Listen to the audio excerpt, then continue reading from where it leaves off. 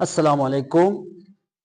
Last time we discuss about Dalton's model यानी atomic जो हम एटॉमिक स्ट्रक्चर के बारे में डिस्कस करते आ रहे हैं यानी एटॉमिक स्ट्रक्चर को डिस्कस करने के बारे में जो सबसे पहले 1803 में सर डेल्टन ने क्या किया था उसके स्ट्रक्चर को फाइंड आउट करने की कोशिश की थी। उसके बाद जो सेकंड जो हमारे पास एटॉमिक मॉडल है वो है हमारे पास रदरफोर्ड एटॉमिक मॉडल। यानी रदरफोर्ड एटॉमिक मॉडल क्या है, ये बहुत ही ये Rutherford atomic model and Dalton atomic model, these are the very important topics in the atomic structure. So we are going to discuss about Rutherford experiment. अब Rutherford ने क्या किया था, इसके ऊपर एटम का जो स्ट्रक्चर है उसको फाइंड आउट करने के लिए उन्होंने क्या किया था, एक एक्सपेरिमेंट किया था। सो आज हम उस एक्सपेरिमेंट को डिस्कस करने की कोशिश करते हैं। अच्छा, फर्स्ट ऑफ ऑल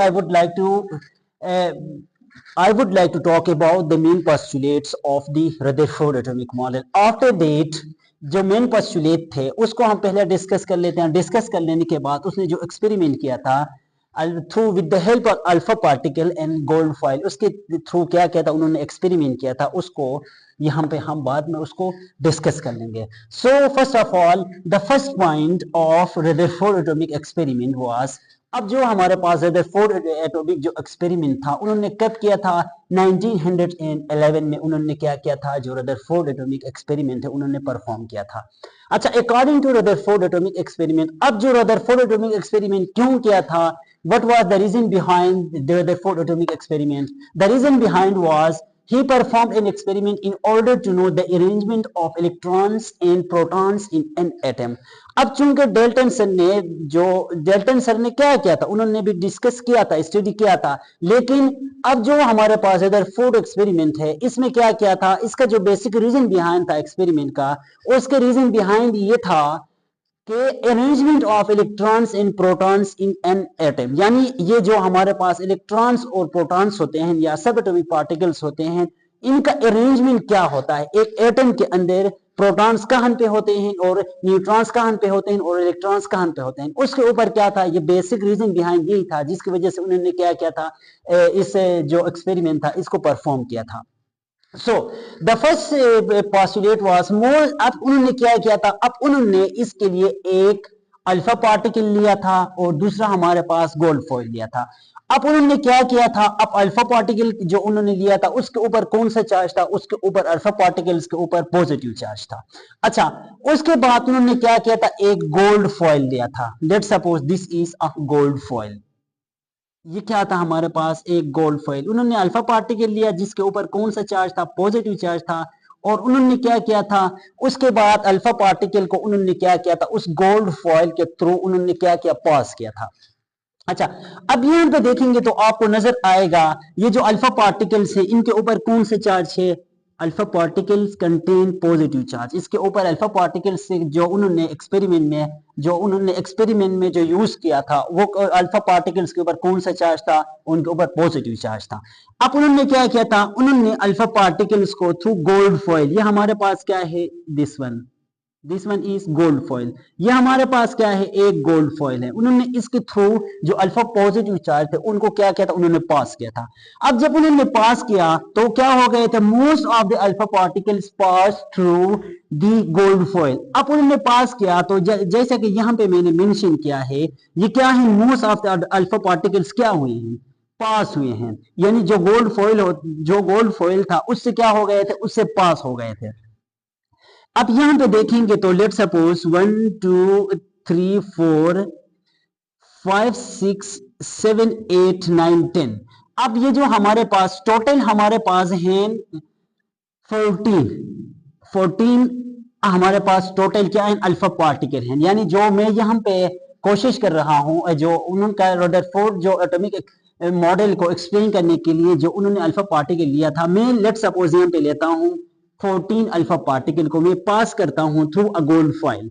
अब जब मैं इनको पास करता हूं तो इनमें से 14 में से लेट सपोज हमारे पास टोटल जो अल्फा पार्टिकल्स हैं वो कितने हैं, 14 हैं। अब 14 में से कितने पास हो गए, लेट सपोज 1 2 3 4 5 6 7 8 9 और ये हो गए 10।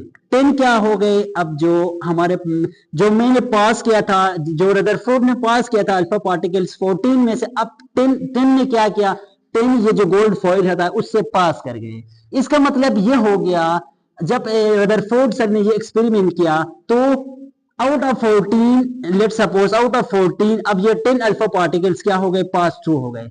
अब उन्होंने क्या किया, इससे ये नतीजा अखज किया, उन्होंने ये कंक्लूजन लिया कि जो एटम होता है, लेट सपोज मैंने ये जो आपको नजर आ रहा है इसको एक एटम के हिसाब से यहाँ मेंशन किया है ताकि आपको आसानी से क्लियर हो जाए। अब ये हमारे पास लेट सपोज एक एटम है, अब जो हमारे पास गोल्ड फॉइल है इनमें से आउट ऑफ 14 10 क्या हो गए, पास हो गए। यानी गोल्ड फॉइल से क्या हो गए, 10 अल्फा पार्टिकल जिसके ऊपर पॉजिटिव चार्ज थे वो क्या हो गए, पास हो गए। अच्छा, अब ये पास हो गए तो अब यहां पे देखेंगे आपको नजर आएगा 1 2 3 4। अब जो 4 अल्फा पार्टिकल्स हैं हमारे पास वो हो गए डिफ्लेक्टेड बैक। लेट सपोज ये हमारे पास जो 4 अल्फा पार्टिकल्स हैं पॉजिटिव चार्ज हैं, ये क्या हो रहे हैं, ये डिफेक्टेड बैक हो रहे हैं। ये हमारे पास अल्फा पार्टिकल्स, ये भी अल्फा पार्टिकल्स और ये भी अल्फा पार्टिकल पॉजिटिव चार्ज इसके ऊपर होता है। अब ये क्या हो गए, डिफेक्टेड बैक हो गए। आउट ऑफ 14 10 क्या हो गए, 10 जो गोल्ड फॉइल था उसको उससे क्रॉस कर लिया, उसको पार कर लिया, और 4 क्या हो गए, डिफेक्टेड बैक हो गए। अब इससे रदरफोर्ड सर ने ये नतीजा निकाला कि अब ये जो हमारे पास जो डिफ्लेक्टेड बैक हो रहे हैं, इसका मतलब ये होता है कि most of the space inside an atom, यानी एक एटम के अंदर जो ज्यादातर जगह है वो क्या है, खाली है। अब ये क्या है, लेट सपोज ये हमारे पास 10 पास हो गए, इसका मतलब ये क्या हो गए, ज्यादातर जगह खाली है। और सिर्फ कितने अल्फा पार्टिकल 14 में से अब यहाँ पे बैक हो गए, डिफ्लेक्टेड बैक हो गए, 4 अल्फा पार्टिकल्स बैक हो गए हैं। सो अब ये जो सेंटर है, अब लेट सपोज अब इसको अब ये जो हमारे पास अल्फा पार्टिकल्स है ये गोल्ड फॉइल था, ठीक हो गया। अब इसको अभी आप उसको छोड़ने के बाद अब एक एटम के अंदर आ जाए। Let suppose this is an atom. अब ये जो हमारे पास है ये क्या है, एक एटम है, राइट। ये हमारे पास एक एटम है और हमें पता है एटम के अंदर क्या होता है, न्यूक्लियस होता है। अब ये जो डिफ्लेक्टेड बैक हुए हैं, जो स्पेसिफिक एरिया में से 4 डिफ्लेक्टेड बैक हुए हैं, इसको हम कंसीडर कर लेते हैं न्यूक्लियस ऑफ एन एटम। अब क्योंकि ये जो डिफ्लेक्टेड बैक क्यों हो गए, ये 4 अल्फा पार्टिकल्स डिफ्लेक्टेड बैक क्यों हो गए, क्योंकि इनके ऊपर अल्फा पार्टिकल्स के ऊपर क्या है, पॉजिटिव चार्ज है। और हमारे पास जो न्यूक्लियस होता है, न्यूक्लियस के ऊपर भी कौन सा चार्ज होता है, पॉजिटिव चार्ज होता है। अब चूंकि पॉजिटिव एंड पॉजिटिव चार्ज क्या होंगे, एक दूसरे को डिफ्लेक्टेड बैक करेंगे, यानी रिपल्स करेंगे, एक दूसरे को क्या करेंगे, बाउंड बैक करेंगे। अल्फा पार्टिकल्स के ऊपर भी पॉजिटिव चार्ज है, न्यूक्लियस के ऊपर भी हमारे पास क्या है, प्रोटॉन्स हैं, प्रोटॉन्स के ऊपर भी पॉजिटिव चार्ज है, और न्यूट्रॉन्स के ऊपर भी कौन सा चार्ज है, पॉजिटिव। न्यूट्रॉन्स के ऊपर वैसे न्यूट्रल चार्ज होता है। चलो, प्रोटॉन्स के ऊपर कौन सा चार्ज है, न्यूक्लियस के ऊपर पॉजिटिव चार्ज है। अब ये देख लेंगे तो 4 अल्फा पार्टिकल बैक हो गए just because of the nucleus, यानी इन साइड। अब जो 4 जगह क्या हो गए, 4 out of 14 4 alpha particle back हो गए। इसका मकसद ये हो गया 10 पास हो गए। अब जो 10 पास हो गए तो रदरफोर्ड सर ने इससे ये कंक्लूजन निकाला कि जो हमारे पास एक एटम होता है उसका ज्यादातर हिस्सा क्या होता है, खाली होता है, लेकिन बहुत कम जगह ऐसा होता है जिसमें क्या होता है, जिसमें ये जो अल्फा पार्टिकल बाउंड बैक होते हैं वो उसको क्या किया, उन्होंने नाम दिया, न्यूक्लियस का नाम दिया। अच्छा, अब आई थिंक सो कि ये आपको इंशाल्लाह क्लियर हो गया है, आपको क्लियर हो गया है, क्योंकि मैंने बिल्कुल आसान सिंपल वर्ड में ये एक्सप्लेन किया। अच्छा, अब इसको देखते हैं कि जो मेन पोस्टुलेट्स है उसको देखते हैं। Number first postulate, most of the alpha particle pass through the foil undeflected. अब ये जो हमने ये किया कि अल्फा पार्टिकल ज्यादातर क्या हो गए, लेट सपोज हमने 14 में से 10 यानी क्या हो गए, 10 पास हो गए थ्रू गोल्ड फॉइल।